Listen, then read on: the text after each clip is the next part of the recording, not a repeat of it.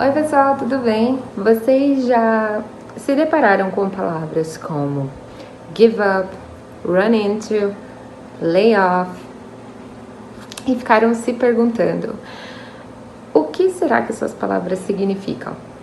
Bom, hoje a gente vai aprender sobre elas com os famosos phrasal verbs.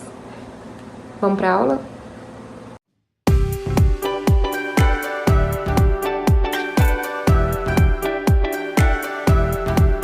Hoje nós veremos tudo o que você precisa saber sobre os phrasal verbs.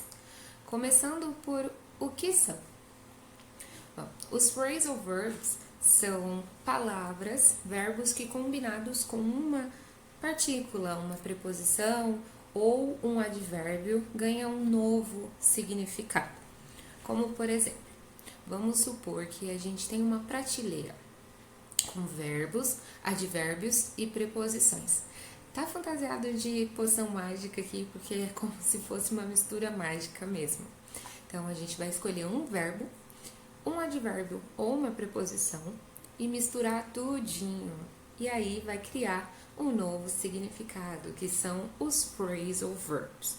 Por exemplo, se a gente pegar o verbo turn, que significa virar, e combinar ele com uma preposição ou um advérbio, aqui no caso o advérbio off, vai virar turn off, que significa desligar. Então, turn, virar. Turn off, desligar. Assim como turn on, que é ligar. Então, muda completamente o sentido daquele verbo juntando com a preposição ou o advérbio. Quando e por que começaram? O inglês ele foi influenciado por muitas línguas, mas principalmente pelo francês e pelo latim, que tem verbos formais para ações. Mas no inglês falado, eles precisavam de mais rapidez, de mais fluidez. Então eles juntaram verbos com essas partículas, né, que são as preposições ou os advérbios, e ganharam novos significados. Assim, eles conseguiram alcançar o objetivo deles, que era ganhar essa fluidez no dia a dia. Hoje, a gente pode dividir os phrasal verbs em algumas categorias. Por exemplo, phrasal verbs literais e idiomáticos. O que são esses? Os literais, o nome já diz, é literal. Então, a junção do verbo com essa preposição vai fazer sentido. Por exemplo, sit down, sentar-se. Sit quer dizer sentar e down para baixo. Então faz sentido o verbo original com o phrasal verb criado, como come in, que é come, vir, in, dentro. Então vir para dentro faz sentido, né? Come in, entrar. Os inseparáveis são phrasal verbs que, se a gente separar o verbo da partícula, não vai fazer sentido. Look after, por exemplo, se ele estiver separado, ele não funciona como o phrasal verb que é cuidar de. Então, na frase she looks after her little brother, está certo, porque o look after tá junto. Agora, she looks her little brother after não vai funcionar do jeito que é para funcionar com o phrasal verb. E aí a gente tem esses casos separáveis, que são os que a gente consegue colocar o objeto no meio do phrasal verb. Aí vem o turn on, pick up, put on, que são ótimos exemplos. Por exemplo, o pick up. Can you pick up my son at school?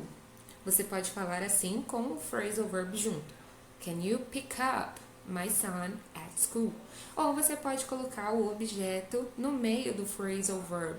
Nesse caso, o objeto é my son, o filho, meu filho. Can you pick my son up at school? E ainda assim vai estar certo. Vai ter o mesmo significado. Então, pode colocar o objeto no meio desses phrasal verbs. A gente também tem alguns phrasal verbs que são mais comuns em algumas áreas específicas, como por exemplo na área de trabalho, na área de negócios. Follow up, Layoff, acho que layoff é bem conhecido, que é comum em algumas empresas, até brasileiras, o pessoal lá da Faria Lima, que fala assim, that's a layoff. Então, foi uma demissão em massa. Layoff é quando a empresa precisa fazer um corte de funcionários, algo do tipo. Nós temos também lazer e tempo livre, que é hangout, catch up, chill out. Todas esses phrasal verbs, essas expressões, são muito vistas em filmes e séries, porque geralmente é nesse cenário de tá conhecendo uma pessoa, tá viajando, situações assim.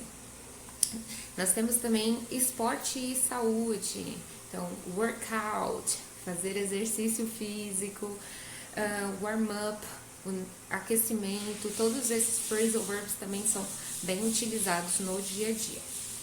E nós temos tempo com família e amigos, são expressões bem informais também, então come over, ir até a casa de alguém, convidar alguém para ir até a sua casa. Bom, dicas para memorização dos phrasal verbs. Acho que muita gente começa a ficar maluco, porque tem muito phrasal verb.